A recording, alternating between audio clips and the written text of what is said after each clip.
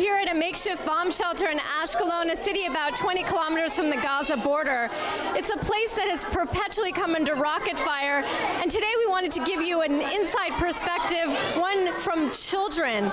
They have to spend now all day indoors because their schools are simply too dangerous. This group of 100 kids aged 4 to 14 are taking refuge in a synagogue turned bomb shelter located in the basement of a local Ashkelon hotel.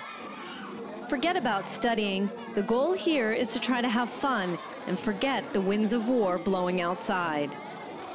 Some are glued to the TV watching cartoons, others draw and color. The boys like playing board games and even kicking around a soccer ball.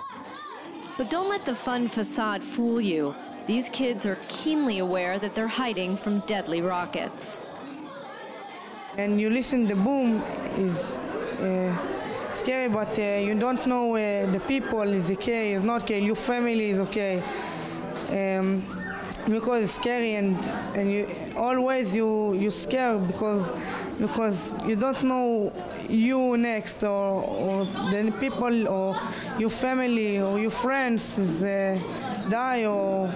I feel a lot safer because after the Iron Dome brought to Ashkelon, the grads don't hit the ground, it stops by the air because the other bombs stop there from hitting the ground. With its stellar performance of shooting down nearly 300 Gaza rockets, Iron Dome has brought children a sense of emotional relief. Eli Ben Michael is just 9, but he also speaks of the new anti-ballistic missile system, and surprisingly, politics. I feel good because I have friends here and Iron Dome protects me from all the enemies, he told me. But most important, I have God. I will be happy if there's peace between Gaza and Israel, if they can be friends and not enemies. Other kids seemed less confident, like 8-year-old Liam Amar. I feel safe here because it's a secure room, she told me, but I'm a little scared. The sirens are shocking.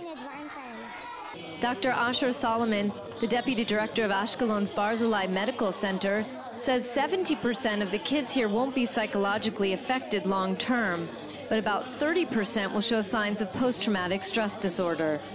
The problem is to find these quiet kids that somehow observe the situation, do not cope properly, and keep everything inside. Getting kids to talk about what's happening, no matter how unpleasant, is how Dr. Solomon's team of therapists help. In general, it should be a kind of a group therapy or a group discussion in order to release tension and to put things in order and to allow children to express themselves. In cases that we have more severe symptoms, we would basically give individual therapy to these kids, and that could be in various techniques and in various lengths. The most severely affected children often have problems concentrating and sleeping. They can withdraw or conversely become aggressive. Some even develop regressive behavior, like wetting their beds. During my interview with Dr. Solomon, we got a taste of how the better adjusted kids respond to the rocket fire. I think we have. There's a siren, we gotta go. Come inside. Inside come, where? Come from here. Okay. Come, can you grab my bag? Thanks. Where do we go? Just first come down. Go downstairs. Okay. We tried to get to the bomb shelter, but we were too far away. Oh, stand here? Okay. You want to pick it up? You hear the booms. Wait. Okay. You got it? Okay, we've just come inside now because we heard the siren and we just heard maybe 3 or 4 booms, right? And all the children, I want to point out, if we can pan over there, they're hanging out. They seem pretty calm. Some kids here told us they're so used to years of rocket attacks that it doesn't bother them anymore. Tova Zussman, an occupational therapist, oversees the kids here like she did back during the 2008 Gaza war. She says many kids have adjusted to life under rocket attacks, but like Dr. Solomon, she admits a few kids really struggle. We had a boy today who was very scared and we weren't able to calm him down, she told me. And so we had to call his mom to come get him, and that calmed him.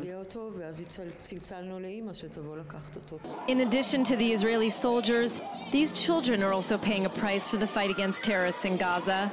Many are working to make sure that price won't be too high. Jordana Miller, JN1, Ashkelon.